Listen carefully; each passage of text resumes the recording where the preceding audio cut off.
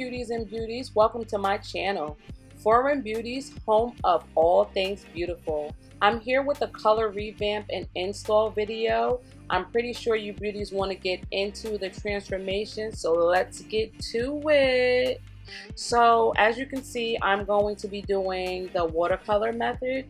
I'm going to actually be using hot water. I always use hot water for my watercolors. I'm going to be using two different colors.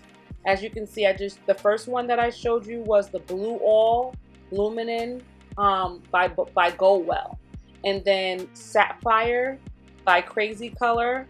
And I'm going to be actually just adding the color in little by little so that I don't get too of an intense color. These are professional use only colors, so they're pretty intense. They're really strong colors. So I don't want to add too much. I'm going to use a little color at a time and then slowly but surely build up the color until it seems like I've had enough color. I also dip the roots first and then the ends. To me, like when you're doing a watercolor, sometimes it can get dark, it can come out darker in certain areas, and for me it's just like if it's gonna get darker or be darker in any way in any area, I would rather the roots be darker than the ends. So I always start by dipping the roots first and then the ends. I'm dipping straight in and out. The color's intense and I don't want to color the lace, so I dip in and out quickly, and I don't just like let it sit for too long or anything like that. Like you see, I put it in there, I let it sit for a little while. It was only maybe a couple of seconds though, like not too long of a sit in the water if you don't want your lace to be colored. So another thing that I do is after I am satisfied with my color, you're going to see in a second, I'm going to pour out the color water because I'm already at like the color that I want. But another thing that I do when I'm finished with coloring is I do a cold water rinse. You'll see that in a couple of seconds. I always do this. Some people say that they don't rinse it after they watercolor it, that it'll take the color out. But me as a hairstylist, I know that to lock color in, to lock conditioner in, when you want to lock anything in, you use cold water basically to close off the cuticle. So that's what you see me doing here. I'm just hitting it with the cold water. I'm not really rinsing it out. I'm hitting it with some cold water so that the color can last, so that the color can lock in. And then I'm just combing it out with a big comb. Nothing too fancy. It's nothing like, you know, nothing different than what most people do. But how about this blue baby? So originally I kind of wanted a blue that was like a dark blue, almost maybe like midnight with a little bit brighter. Midnight blue but a little bit brighter is what I was looking for. But then I stopped because I seen this color and I was like, oh, this is bomb. I love this color. This is something that I haven't seen anybody else with, and that's me. Like, I like to try to go with things that I haven't seen. So check out the blue, guys. To me, it's giving me like jean blue vibes, blue jean vibes. Let me know down in the comments below what you think, like what color you would call it. So this is my sister. She's gonna be my model. Her name is Toya. She is owner of Mystique Boutique. You guys can check her out. I'll link her website for her boutique in the links below. She has some bomb pieces, ladies. She does clothing. She does accessories, shoes. Check out the wig, baby. Check out the wig. So she is a boutique owner, and she loves to change her hair. So you guys see her as a model for me quite a bit because she changes her hair quite often. She loves to change that hair. So as you can see, her hair is already braided. I have washed it, braided it. Don't mind how I'm looking, guys. This is 8 o'clock at night. I've been working since 8 o'clock in the morning, maybe 10, maybe 8, but I've been working all day, and I'm doing her hair for this video at the end of the night.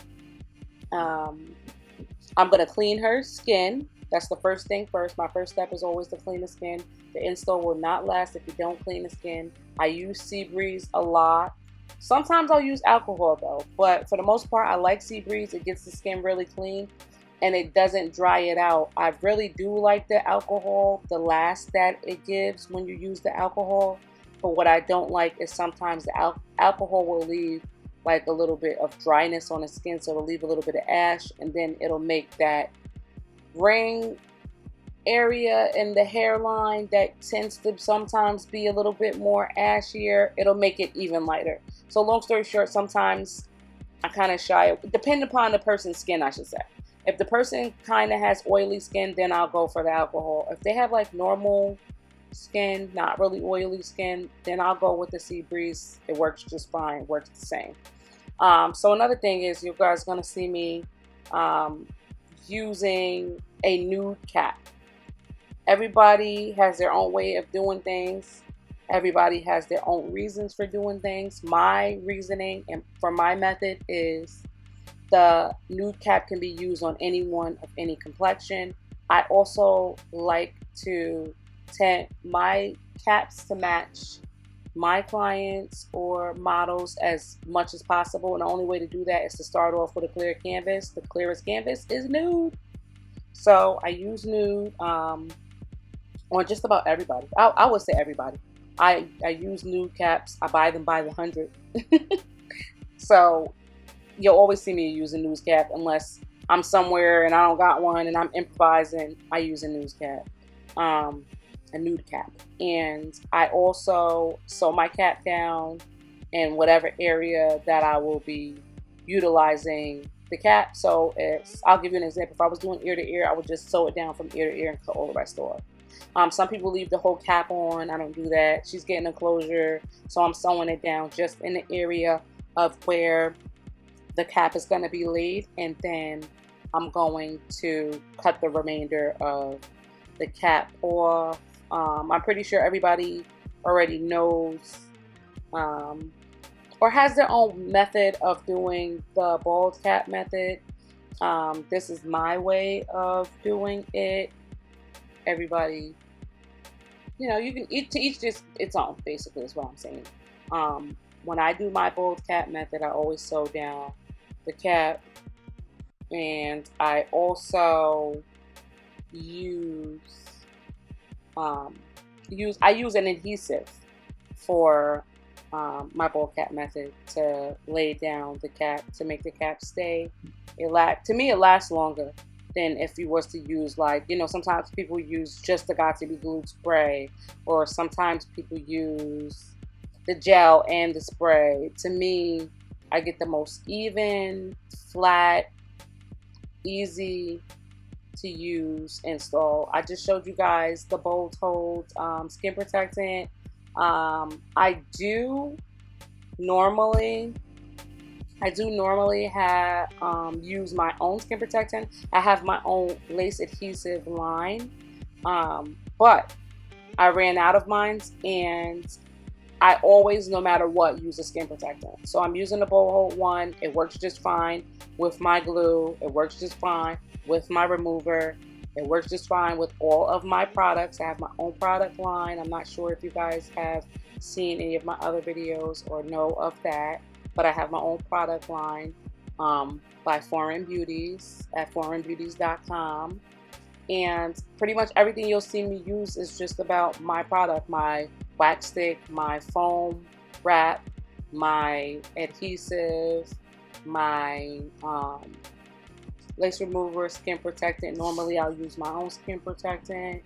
I also have my own gel. I usually just use my products. But if I had to choose another product, it would definitely be Bold Hold, baby. Bold Hold is where I started, and let me just tell y'all something. It works. It works. It lays the hair, it lays the lace, whatever Bold Hold product, it does what it says it's gonna do. Okay? Um, so I just dried her skin protectant. Another thing that I like to do is I like to dry my skin protectant before I move on to the next step of putting anything else on top of it. Some people, let it air dry. Some people don't really dry it at all. To me, it works better if you do that. Oh, there goes the Hold On You lace adhesive by Foreign Beauties. It's waterproof, it dries clear, it has a strong hold. It's usually good for people who sweat as well as people who don't. Like, it's a really good lace glue. It lasts quite a bit of time, and I swear by it. So try it, guys. Try it. You can't knock it till you try it.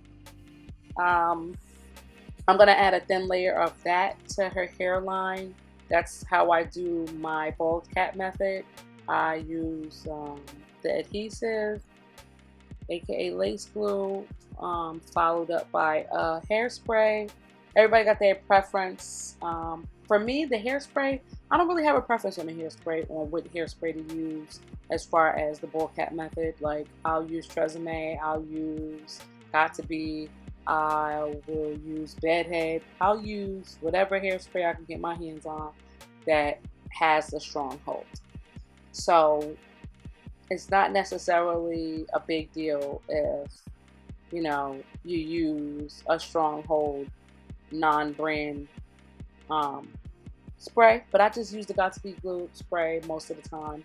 That's what I usually, that's what's easy. It's actually easiest to access. So if you go anywhere, I would say like drugstore, anywhere, even Family Dollar sells Got To Be glue spray. So it's a convenient situation for me with the hairspray.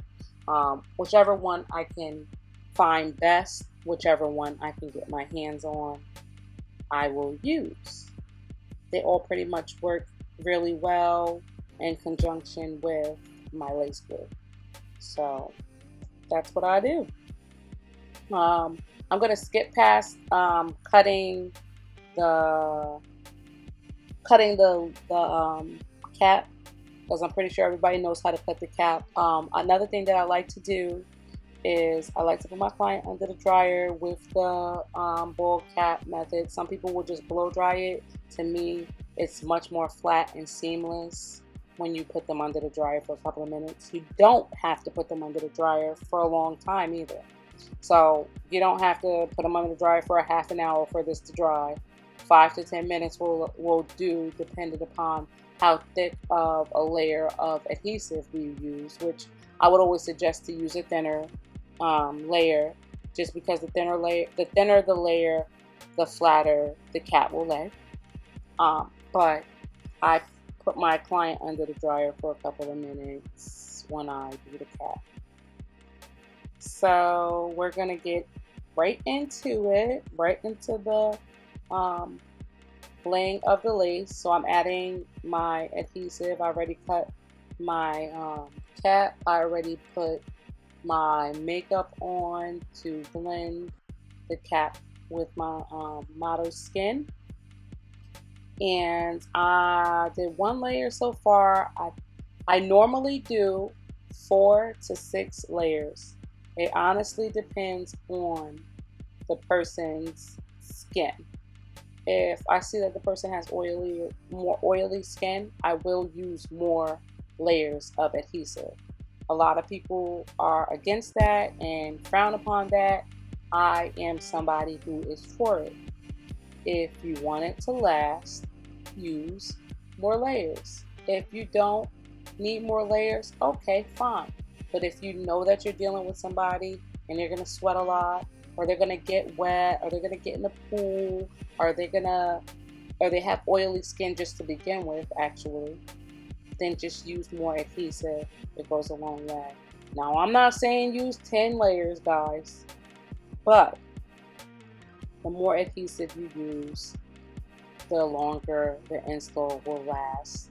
And to combat any, oh, well, it'll break your hair off, if you properly remove the unit wig and properly use the lace remover, that's not going to be a worry of yours. If you guys notice, I am using the spreader from the palette, from the makeup palette.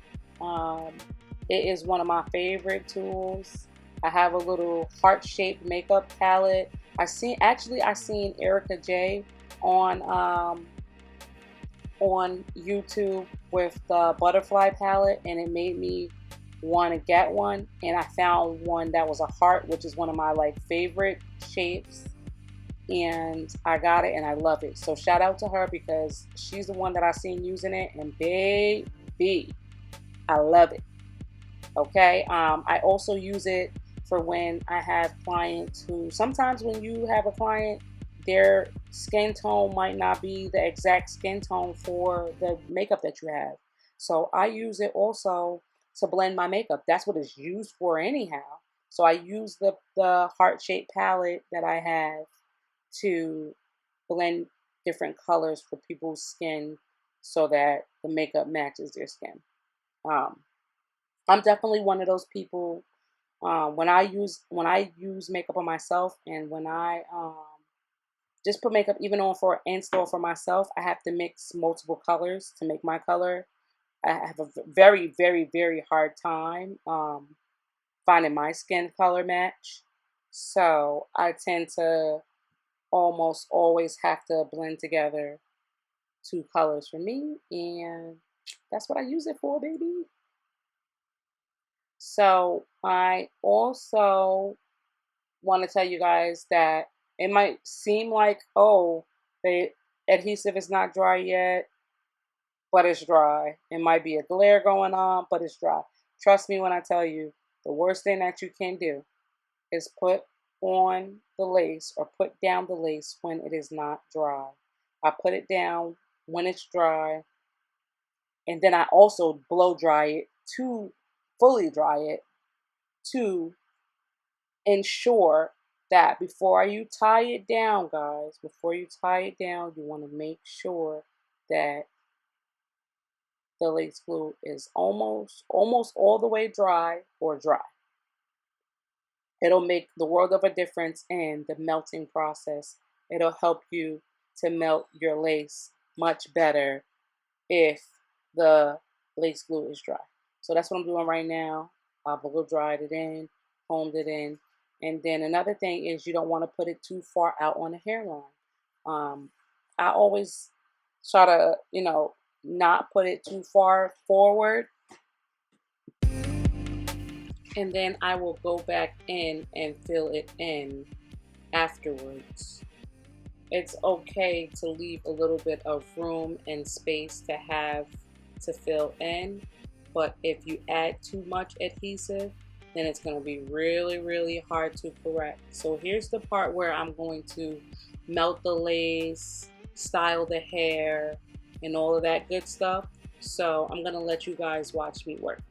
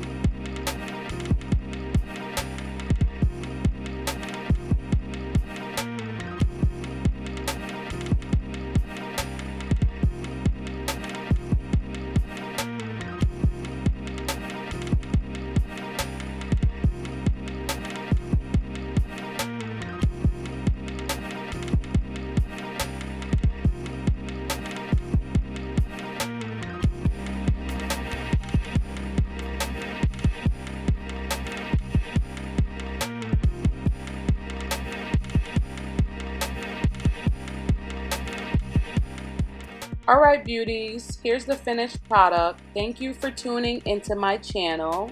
There will be links below in the description for all the products I use for the install, as well as links to follow me on TikTok, Facebook, and Instagram. Don't forget to like, share, and subscribe. Okay beauties, let's get foreign.